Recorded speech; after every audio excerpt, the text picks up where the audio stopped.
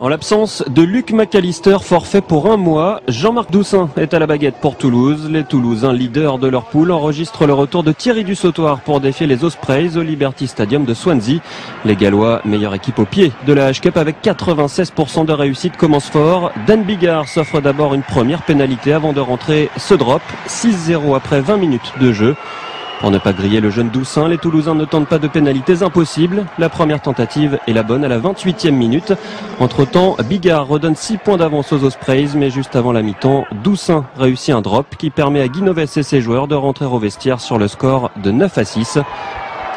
En début de deuxième période, Doussain a l'occasion d'égaliser, mais son coup de pied échoue sur le poteau. Toulouse n'inquiétera plus les Gallois. Une pénalité de Bigard, puis un essai juste après l'heure de jeu inscrit par le prometteur ailier Eli Walker.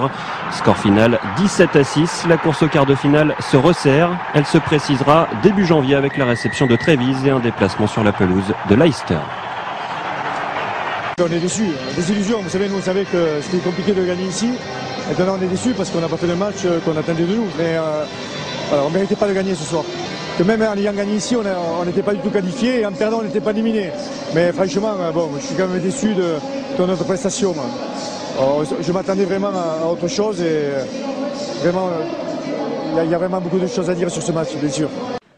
3 victoires en 3 matchs. On pensait que le Stade Toulousain allait en glaner une 4e aujourd'hui sur la pelouse des Ospreys. Regardez cette image captée par les équipes de Canal quelques instants après le match dans le vestiaire.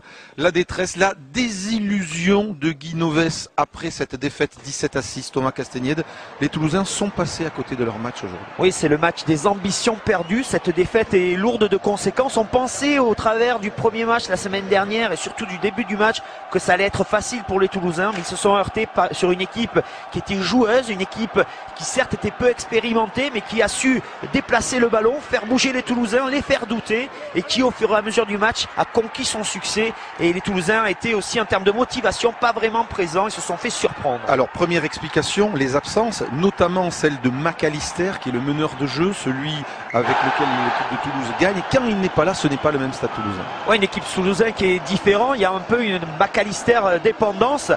Toulouse a essayé de créer des choses, mais néanmoins on a vu qu'avec une équipe modifiée, avec un élément moteur absent, eh bien cette équipe peinait. On a eu certes parfois quelques ambitions, on a été fort sur des groupés pénétrants, on a dominé parfois cette équipe des Ospreys, mais on n'a pas réussi à la faire plier, manquait un petit peu de réalisme et les Ospreys eh bien, ont réussi eux à prendre l'ascendant. Le bilan est très négatif pour le Stade Toulousain, 0 point, même pas le point de bonus défensif, autrement dit les Toulousains ne sont plus en position de force désormais dans cette poule 2 de la H-Cup.